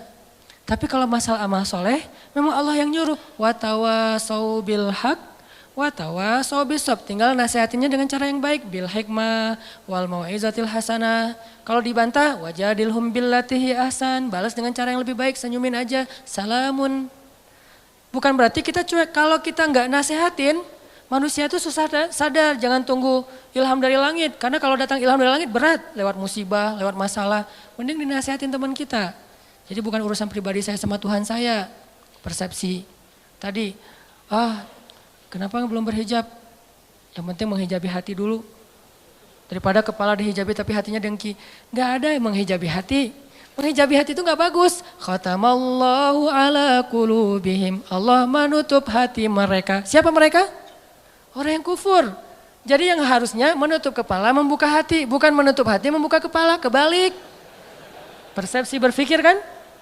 Makanya kenapa saya bilang Al-Quran itu nyuruh kita berpikir. Jangan disuruh tutup hatinya. Yang ada alam nashrah laka sadrak. Dilapangkan, dibuka dadanya biar dapat hidayah. Tapi kepala ditutup semampunya, belajar mungkin awalnya cuma diikat doang, lama-lama diikatnya di sini, lama-lama diikat dililit-lilit, lama-lama diginiin, lama-lama naik makin tinggi gitu kan ya. Terserah itu Mas Stella ya, saya nggak tahu lah fikihnya, tanya aja sama Ustaz Abdul Somad. Yang jelas bertahap. Yang pasti nih, bukan nutup hati buka kepala, tapi tutup kepala buka hati. Kalau ada orang yang berhijab tapi masih buat dosa, jangan salahkan hijabnya, salahkan orangnya. Ada orang yang sholat tapi korupsi, jangan salahkan sholatnya, salahkan orang yang korupsinya. Dan jangan bilang gini, mending saya nggak sholat dan nggak korupsi. Daripada dia sholat tapi korupsi. Dia sholat dapat pahala, korupsinya dosa. Kamu nggak sholat dosa dan nggak korupsi dapat pahala. Masing-masing kebaikan dan keburukan itu ada bagiannya sendiri-sendiri. Jangan dibentur-benturin. Nggak ada mending-mendingannya. Mending mana nih? Orang yang banyak amal soleh tapi riya dengan orang yang banyak dosa terus dia taubat. Mending mana? Susah mendinginnya ya. Makanya ada yang bilang gini teman-teman. Kadang-kadang salah ngomong mungkin ya. Beberapa penceramah pernah ngomong gini. Lebih baik orang yang banyak dosa lalu bertaubat daripada orang yang banyak amal soleh tapi riya. Benar nggak tuh? Lebih baik, lebih baik orang yang banyak dosa lalu bertaubat daripada orang yang banyak amal soleh lalu riya. Gak ada cerita orang banyak dosa lebih baik daripada beramal soleh. Terus kata yang benarnya gimana? Lebih baik orang yang bertaubat dari dosa daripada orang yang riya akan amal soleh. Itu bahasanya. Tipis kan? Yang tipis-tipis ini kita belajar di Mesir. Supaya nggak salah ngomong. Saya kalau memperkenalkan teman saya, misalnya satu grup gitu ya. Seorang ulama di Mesir yang saya pernah bilang audisi. Saya kan pernah ikut audisi di TV Mesir untuk baca Al-Quran. Namanya As-Saud Az-Zahabi, suara emas, seruling emas judul acaranya. Diseleksi dari ratusan orang, cuma 5 orang yang bisa masuk tayangan TV, Iqra TV itu. Nah pas audisi ada 3 juri. Di tengah yang juru bicaranya. Kayak di Got Talent gitu kan. Di tengah dia bilang, saya Abdullah, juri bidang tajwid. Di sebelah kanan saya Syekh Abdurrahman, beliau juri di bidang seni. Yang sebelah satu lagi nggak dibilang sebelah kiri. Saya duduk di sebelah kanannya Syekh Yusuf. Ini ulama kita nih, teliti. Saya duduk di sebelah kanannya Syekh Yusuf. Nggak mau bilang di sebelah kiri saya, nggak boleh. Kurang beretika. Saya duduk di sebelah kanannya Syekh Yusuf. Beliau juri di bidang fasoha misalnya atau hafalan. Telitinya ulama. Al-Quran lebih teliti dari itu. Nabi lebih teliti dari itu. Makanya bahasanya bukan lebih baik orang yang berbuat dosa lalu bertaubat daripada orang yang beramal tapi riya. Enggak ada orang berbuat dosa lebih baik daripada orang beramal. Yang ada lebih baik orang yang bertaubat dari dosa. Kan taubat emang lebih baik dari riya kan? Lebih baik orang yang bertobat dari dosa daripada orang yang riya akan amal-amalnya. Itu benar kalau kayak gitu teh. Supaya nggak jadi opini publik yang mengatakan, belum tentu dia lebih baik yang lagi buat dosa nih. Belum tentu dia yang lagi sholat nih. Belum tentu yang sholat yang ke masjid itu lebih baik. Bisa aja yang berbuat dosa lebih baik ntar dia masuk surga. Nggak ada orang berbuat dosa masuk surga. Yang ada orang habis berbuat dosa taubat, gara-gara taubat masuk surga. Tuh ada tuh. Katanya pelacur tapi masuk surga. Mana? Itu yang ngasih minum anjing, dia bukan pelacur. Dia udah bertaubat, jangan bilang lagi dia pezina. Dia udah bertaubat, udah baik, udah soleha. Setelah dia bertaubat, saking dia serius bertaubat, dia gak ngeremehin amal soleh. Sampai anjing aja dikasih minum. Karena buat dia itu amal soleh, dia ngerasa selama ini saya kurang amal nih. Sekarang saya mau tamak nih. Mau rakus dengan amal soleh, apa aja saya lakuin. Termasuk ada anjing yang kehausan, saya kasih minum. Terserah berapa aja pahalanya. Gitu kan? Saking semangatnya nih. Dan Allah tidak meremehkan amal hambanya.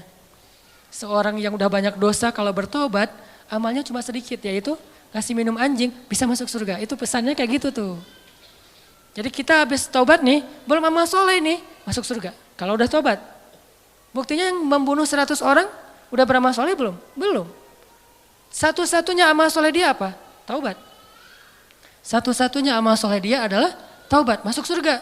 Jadi nggak ada cerita pembunuh masuk surga, pezina masuk surga, nggak ada. Yang ada orang yang bertobat dari membunuh masuk surga. Orang yang bertobat dari berzina masuk surga. Ini cara kita menilai Allah Subhanahu wa taala. Ini namanya persepsi akidah, bukan wawasan akidah.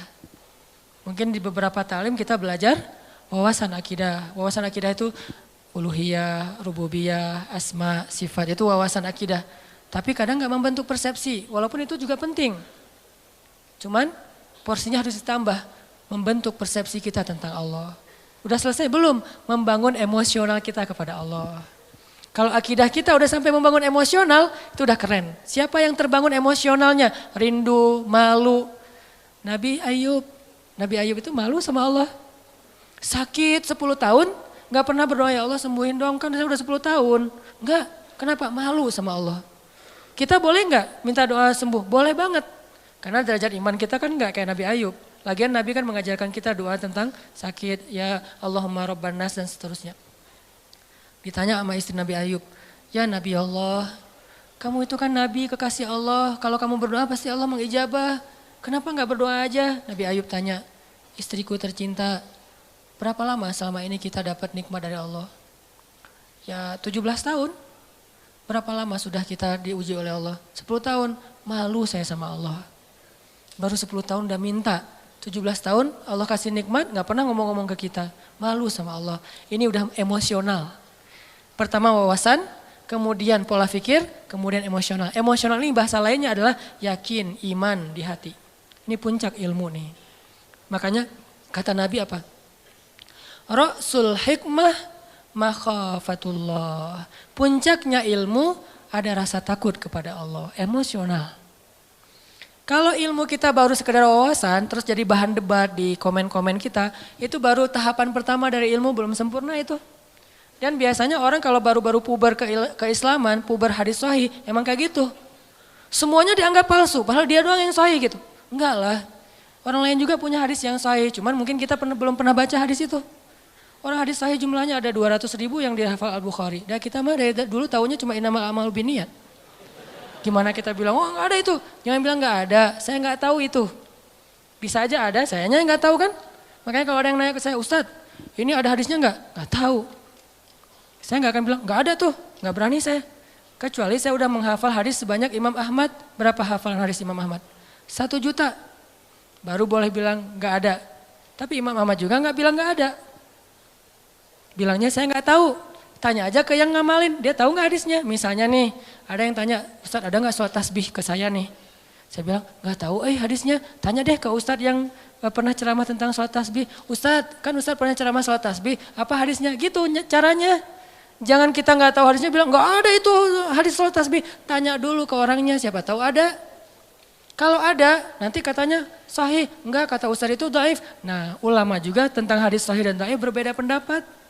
Ada ulama bilang ini dhaif, yang ini bilang sahih. Kecuali hadis palsu itu nggak ada beda pendapat. Kalau dhaif mah ada beda pendapat. Hasan, dhaif, sahih. Kalau mutawatir insya Allah nggak ada beda pendapat. Ini artinya emosional. Malu ke Allah, nggak enak ke Allah. Kayak Nabi Muhammad SAW tuh. Nggak enak sama Allah kalau nggak bangun tahajud. Sampai sholatnya getol banget. Sampai kelihatan kakinya itu udah keras gara-gara sering tahiyat. Ini beliau hitam gara-gara sering sujud. Makanya saya nutup, nggak mau riya. Nggak ada juga. Nah ini Nabi segitu-gitu amat tuh sholatnya. Ditanya sama istrinya. Dalam riwayat yang lain ditanya sama Abdullah bin Mas'ud. Kenapa gitu-gitu amat? Saya pengen bersyukur kepada Allah. Maksudnya gak enak sama Allah udah dikasih nikmat banyak, masih ibadahnya biasa-biasa aja gitu. Wawasan, persepsi, emosional. Kalau kita udah sampai punya rindu ke Allah, udah kuat nih. Udah level 3. Kalau baru sekedar faham Allah, level 2. Kalau cuma tahu Allah, level 1. Kalau enggak sama sekali, ini bermasalah nih. Yuk kita belajar kalau gitu. Kadang-kadang enggak level 1, dia enggak terlalu tahu tentang Allah, tapi langsung punya emosional. Ada yang kayak gitu, kayak Bilal tuh. Bilal tuh enggak ngerti ayat-ayat tentang tauhid secara detail kayak Ibnu Abbas, tapi dia langsung yakin sama Allah. Ada yang kayak gitu. Makanya tempatnya ilmu di dalam hati, tempatnya hafalan di dalam kepala, kata ulama. Lahum qulubun la yafqahuna biha. Mereka punya hati tapi enggak ngerti. Jadi teman-teman, Allah aja kangen sama kita. Ini ngomongin emosinya Allah ya. Saya nggak ngomongin tentang zatnya, nggak ngomongin tentang wawasannya, ngomongin tentang emosinya Allah. Allah kangen loh sama kita. Bukti Allah kangen, setiap malam didatengin. Setiap malam Allah manggil-manggil. Hai hambaku, qul ya ibadiyalladzina asrafu ala anfusihim. Mana hamba-hambaku? Allah tanya kita hamba. Allah manggil kita hamba, padahal banyak dosa. Harusnya Allah bilang, Qul ya usad, wahai para pendosa. Kan bisa gitu kan?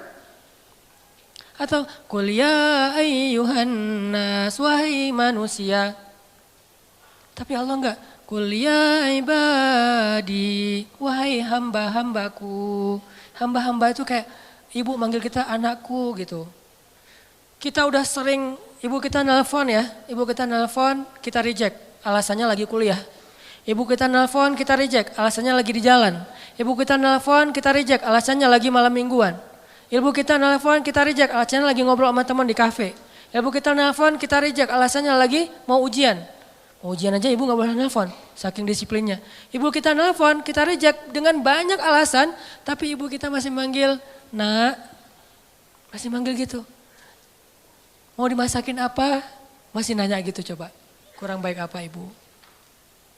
Kita udah marah-marah sama ibu kita tuh gak pendendam. Masih manggil nak, gak manggil hei kamu, enggak. Atau durhaka, enggak. Ibu kita masih manggil kalimat yang kasih sayang. Dan itulah Allah Subhanahu wa ta'ala. Di-reject berkali-kali, dikhianati berkali-kali, ditinggalkan berkali-kali, diduakan, diselingkuhin tuh sering. Kita sering nyelingkuhin Allah sebetulnya. Apa nyelingkuhnya? Kita kan suka bilang inna sholati wa nusuki wa mahyaya wa mamati lillahi rabbil alamin. Kan itu gombal banget kan? Sesungguhnya sholat saya, kurban saya, sholati wa nusuki, hidup saya, mati saya, semuanya untuk Allah Subhanahu wa ta'ala. Semuanya untuk kamu, iya kamu, gitu kan? Ngomong ke Allah kan manis banget nih. Pada kenyataannya kita ngomong ke pasangan kita juga gitu, aku gak bisa hidup tanpa kamu. Allah ngelihat, gitu kan ya?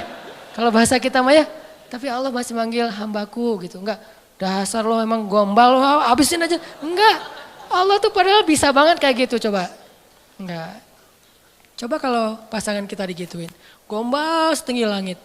Ternyata nggak kayak gitu, kan kecewa kan? Allah nggak kecewa. Walaupun Allah lebih berhak untuk kecewa. Kangen Allah sama kita. Pertanyaannya, kita kangen gak sama Allah? Habis sholat zuhur, sejam kemudian, jam berapa sekarang? Kok baru jam 2 ya? Pernah gak gitu? Kok baru jam 2 ya? Emang kenapa? Kangen asar Pernah gak kayak gitu tuh? Kalau gak pernah, terlalu emang kita mah. Gak fair sama Allah. Kalau sama yang lain kan gitu. Sama dia coba. Baru aja semalaman nelfon dari jam 11 sampai subuh telepon. Duha telepon lagi, padahal kan udah tidur. Karena semalaman gak tidur kan ya? Yang kok gak diangkat telepon aku, kan tidur semalaman kamu ganggu gak bisa tidur. Ini kita ke manusia bisa gitu banget. Pengen ketemu sering, pengen nelpon sering, pengen di Skype, pengen video call gitu teh. Kenapa? Kangen. Ke Allah gak gitu. Begitu habis sholat isya, langsung nyiapin baju di depan tempat tidur. Baju yang agak rapi, parfum, sarung, peci. Tergantung style ya. Ada yang modelnya gitu, ada yang modelnya jubah, sorban, ada yang modelnya flanel, jeans. Pokoknya terserah deh mau gaya apa aja, yang penting baju kesukaan kita nih. Kita siapin di meja di dekat tempat tidur. Apaan sih itu? Ini baju untuk nanti malam having date. Untuk dating, ke siapa? Ke Allah. Pernah gak kayak gitu? Saya juga belum. Ini lagi menasehati diri sendiri nih ya. Gak gitu-gitu amat. Kita bangun malam itu karena kaget sama suara klakson mungkin, atau suara anjing di depan rumah, atau suara siapa. Justru yang paling cepat bikin kita bangun tuh miss call dari dia, karena ringtone-nya tuh beda. Berarti kan kita nyelingkuhin Allah kan. Kalau yang lain telepon biasanya tret, kalau dia telepon tuh lagu Korea. Kalau udah keluar suara lagu Korea langsung melek. Langsung halo, tiba-tiba lembut. Nah, biasanya ngomong sama temennya gak gitu, halo. Kenapa? Gitu coba ngomongnya, giliran ke Allah enggak gitu. Kan gak fair. Nih coba nanya ke diri kita masing-masing. Istafti qalbak, tanya hatimu, kata Nabi. Nabi itu kalau ke Allah tuh udah emosional, bukan lagi wawasan. Dan kita wawasan juga mungkin belum. Apalagi emosional, rasa gak enak, rasa kangen. Siapin baju-bajunya. Pengen apa? Nanti malam pengen ketemu Allah. Kan Allah turun, lebih dekat tuh. Kalau waktu lain Allah gak turun, lebih jauh. Walaupun jarak dekat dan jauh gak ngaruh buat Allah, tapi ngaruh buat kita. Allah turun ke langit dunia, saya harus siap-siap nih. Langsung nyiapin segala macam. Terus sebelum itu bilang, ya Allah jangan lupa telepon saya ya. Karena Allah manggil kan banyak nih hamba-hambanya. Kita pengen dikhususin, ya Allah jangan lupa telepon saya. Maksudnya apa? Allah nelpon kita tuh kemana? Ke hati kita. Diketuk hati kita supaya bangun. Ya Allah please. Nanti malam saya pengen ketemu Allah, jangan lewatin saya ya. Yang lain-lain bangun saya enggak, kan sedih banget. Gitu ngomong ke Allah mah. Ya Allah telepon saya, tidurlah waktu itu. Pasti ditelepon sama Allah. Jam 2 telepon. Allah kok kecepetan sih nelponnya? Enggak. Saya berharap mas 3:30 ya Allah. Udah dekat-dekat subuh gitu sekalian teh. Ya itulah kita lah, kalau ke Allah kecepetan lagi. Kalau kepada makhluk si dia tuh makin cepat makin bagus. Kok kamu telat banget sih nelfon aku? Kok kamu telat banget sih buka pintu? Kok kamu telat banget sih ngangkatnya? Padahal baru ringtone yang pertama udah diangkat tapi masih bilang telat. Ke Allah kok cepat banget sih dibanguninnya Allah? Bentar lagi ya, tutup lagi, tidur. Mungkin Allah bukan gak bangunin. Sebetulnya Allah berhak untuk gak bangunin kita. Dibangunin gak mau, dia ke saya mah gak penting kata Allah teh. Bisa aja, enggak. Kenapa Allah gak membiarkan kita bangun? Allah kasihan sama kita. Oh dia capek nih, ya udah deh subuh aja dibangunin. Tapi kita udah digituin ngerasa biasa aja. Akhirnya besok udah gak merasa butuh lagi sama Allah. Digoda oleh setan, disitulah setan masuk tuh. Sama kayak Nabi Muhammad. Nabi Muhammad tuh kan kalau sholat tahajud gak suka ngajak-ngajak kan. Walaupun boleh kan tahajud bareng-bareng. Cuman Nabi Muhammad gak suka ngajak, kenapa? Bukan gak boleh sholat tahajud bareng. Soalnya tahajud Nabi Muhammad itu gak ada yang bisa ikut. Siapa yang sanggup ikut tahajud Nabi Muhammad 1 rakaat 5 juz. Al-Baqarah, Ali Imran, Al-Ma'idah, An-Nisa. Jangankan orang biasa, Abdullah ibnu Mas'ud, sahabat yang paling keren aja hafalannya, gak kuat. Wah Nabi Muhammad lagi tahajud, ikutan Allahu Akbar. Alif Lam Mim, Al-Baqarah, hafal banget lah itu mah. Satu halaman pasti hafal banget lah ya. Halaman kedua, semangat, halaman ketiga, lembar kelima dan segala macam. Wah, gak benar nih, terbalik. Mulai nih. Dan itu yang dirasakan Abdullah ibnu Mas'ud. Mulailah muncul dzunun, prasangka-prasangka buruk dalam diri saya. Terbalik, Udah mulai kayak gitu nih. Kok bangga banget, lama banget sih. Kayaknya lagi ngejos nih. Tapi mudah-mudahan nanti habis ini rakaat berikutnya enggak. Sampai selesai Al-Baqarah.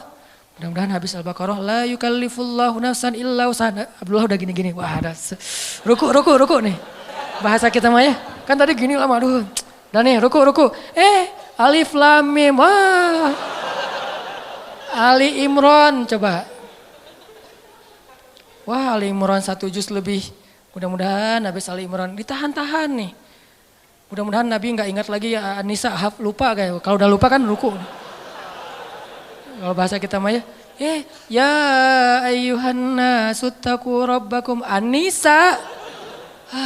Hampir kata Abdullah saya batalin. Itu sekali-kalinya first and last sholat di belakang Nabi. Sholat Nabi kan? Makanya Nabi itu gak mau ngajak-ngajak tahajud. Bukannya gak boleh bareng-bareng. Nabi tahu diri lah. Tahu diri. Kalau kita tahu diri gak ngajak-ngajak. Soalnya tahajudnya mepet-mepet ke azan subuh. Tahajud 2 rakaat, witir 1 rakaat. Kalau enggak sekalian aja witir udah disatuin dengan tahajud 1 rakaat. Sholat tahajud. Saya sering sholat tahajud 1 rakaat, witir doang. Kenapa? Karena pas lihat jam 4 lewat 5 azan. Ya udah witir aja deh. Saking gak solehnya. Nabi saking solehnya gak berani ngajak orang. Ini juga kedewasaan Nabi nih. Beliau kalau ngasih contoh, kasih contoh yang bisa ditiru. Kalau melakukan yang gak bisa ditiru, gak mau nyontohin ke orang lain. Kalau kita kebalik, giliran dilihat orang lain yang gak bisa ditiru. Giliran sendiri, yang orang lain semua bisa lakuin juga. Artinya kita tuh kurang bijak, pamer. Nabi kalau sholat sunnah qabliyah di rumahnya 4 rakaat. Kalau di masjid 2 rakaat, supaya bisa ditiru. Ketika ditanya kok gitu Nabi, likaila yakuna harajan li ummati, supaya enggak ngeberatin kalian. Coba. Ini emosional Nabi nih. Bahasa fikihnya sariratun Nabi. Kan Nabi itu ada surah, sirah, sarirah ya. Surah jenggot, rambut segini, itu rambut 2017 banget lah pokoknya. Rambut zaman now. Terus jubahan. Terus sorbannya Nabi itu kan kalau di ini 1 di depan 1 ke belakang kan ujungnya itu surah. Kalau sirah kehidupan sehari-hari Nabi, sikap-sikap Nabi. Nah yang jarang dibahas itu teman-teman sarirah, perasaan Nabi. Nabi itu gak mau ngeberatin kita. Kalau ngasih contoh yang bisa kalian tiru aja deh. Makanya Nabi kalau tahajud gak pernah ngajak Aisyah. Aisyah tidur, Nabi ke kamar mandi, wudhu, udah gitu sholat. Sholatnya di mana? Di sebelah Aisyah. Kenapa? Nabi tahu Aisyah itu kalau malam suka raba-raba nyari Nabi. Kalau nggak kepegang Nabi dia bangun. Nabi nggak pengen ngebangunin Aisyah coba. Kalau kita istri yang solehah kok belum bangun? Masih mending. Aduh ya Allah pengen banget istri kayak Khadijah bukan kayak gini. Lebih fatal lagi gitu. Aisyah aja nggak dibangunin sama Nabi. Jadi kalau nanti udah punya ya, maaf kalau belum punya nggak bisa diperhatikan. Kalau udah punya jangan bangunin. Saya juga nggak pernah nggak bangunin istri, soalnya nggak bangun juga. Nabi mah nggak pernah bangunin istri kecuali emang dalam kondisi Aisyah waktu itu nggak capek. Nabi perhatiin banget hari ini Aisyah ngapain. Kalau kita kan nggak peduli. Tahajud. Mama kan udah sering ikut talim, masa nggak bisa tahajud? Ya udah sering talim, tapi capek siangnya dia ngurus anak, dia nyuci, dia segala macam, dia jagain harta kita, rumah kita, keluarga kita, dia mondar-mandir ke pasar. Mungkin tadi pergi ke pasar beli cabai lupa, beli garam lupa, lanjut lagi. Kita harus tahu, oh seharian Aisyah capek, ya udah malamnya saya tahajud sendiri. Begitu witir baru Aisyah dibangunin. Adegan pakai nano spray itu adegan witir, bukan adegan tahajud. Aisyah gitu. Oh ya udah, Aisyah masih apaan sih kalau bahasa kita mah ya. Kak Aisyah tuh raba-raba kalau lagi malam. Nabi mana? Karena dekapan Nabi itu kan paling hangat ya. Karena dia mendekap bukan dengan fisiknya doang, dengan hatinya. Pokoknya udah hangat banget lah dekapan Nabi. Cowok paling romantis se-Eropa tuh Rasulullah SAW lah. Kalau kita mau tahu gimana romantisnya Nabi, saya udah lagi nggak mood bahas romantisan ya. Satu saat aja. Tapi bukan saya nih yang romantis ya, Nabi. Saya mah cuma belajar dikit. Nabi itu paling hangat. Nabi pegang tangan istrinya biasa. Kita mau megang, kursi aja lah. Gak ada calonnya nih. Masa mau dipegang, siapa dipegang? Pas dipegang calon mertua. Apa-apaan lo? Astagfirullah. Kan bahaya tuh.